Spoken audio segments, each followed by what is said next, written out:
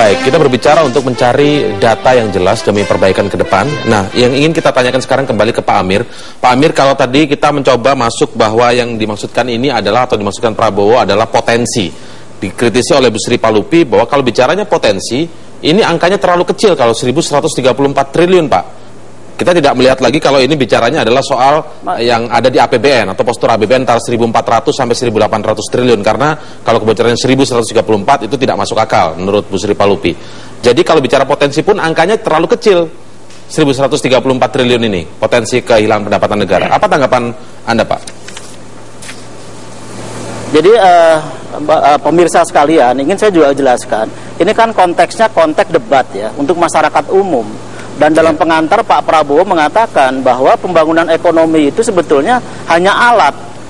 Tujuan akhirnya adalah kesejahteraan rakyat. Jadi kita jangan berdebat mengenai soal semantik bocor atau tidak. Kalau Pak Prabowo mengatakan 1.130 triliun, terus kemudian tadi KPK mengatakan tidak, ya itu memang masalah semantik. Tapi inti yang ingin disampaikan oleh Pak Prabowo sebagai calon presiden, lihat kita punya potensi, dan kalau misalnya itu potensi pajak tidak ditarik, KPK atau kejaksaan bisa mengatakan itu memperkaya orang lain. Kalau kita bicara semantik, itu juga kebocoran, memperkaya orang lain dalam undang-undang korupsi.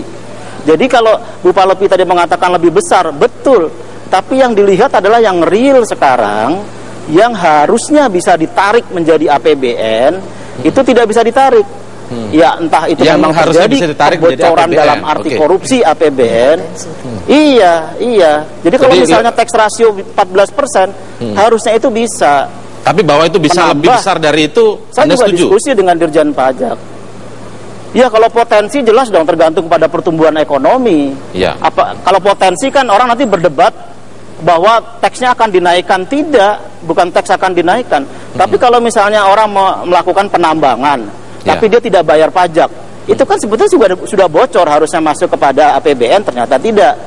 Terus kemudian perusahaan-perusahaan mineral seperti Freeport, sudah ada keputusan bahwa royalti dinaikkan menjadi 3,9%, belum ditarik.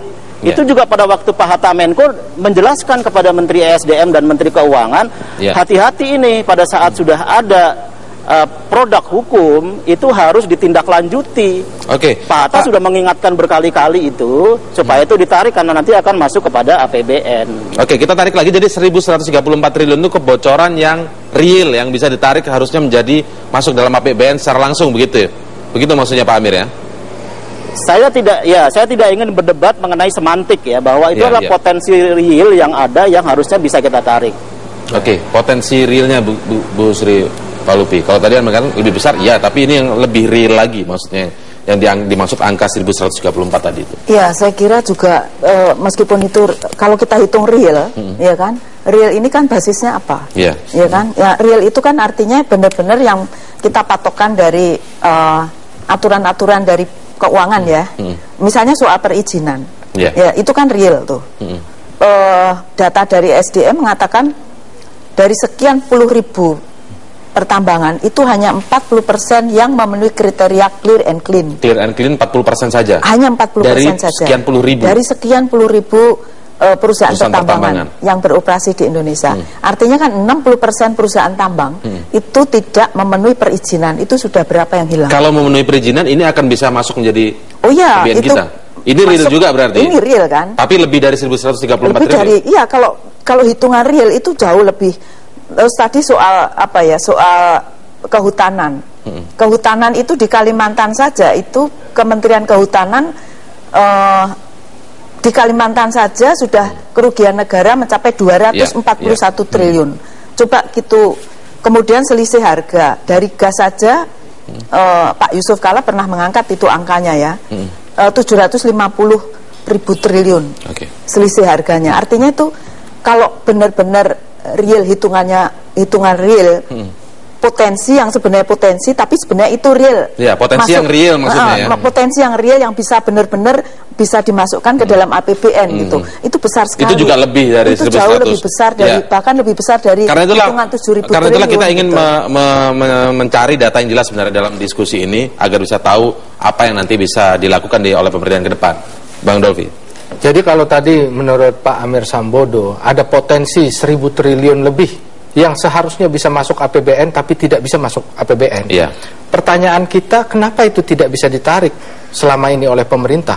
Jadi ada kesan oleh pasangan Prabowo Hatta ini menyalahkan pemerintahan sekarang bahwa 1.000 triliun itu tidak bisa masuk menjadi potensi penerimaan APBN untuk membiayai APBN.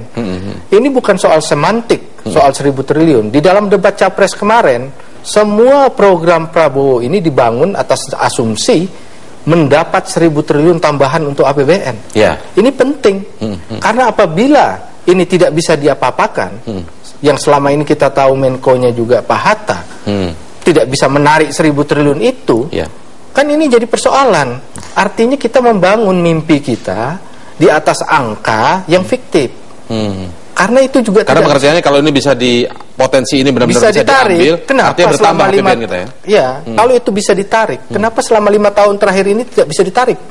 Padahal kita tahu Menko-nya adalah Hatta Rajasa. Oke, apakah kemudian kritik dari yang disampaikan oleh Prabowo Subianto ini justru mengkritik Hatta Rajasa? Nanti Pak Amir Sambodo yang akan menjawabnya. Pemirsa, tetaplah bersama kami di Prime Time News.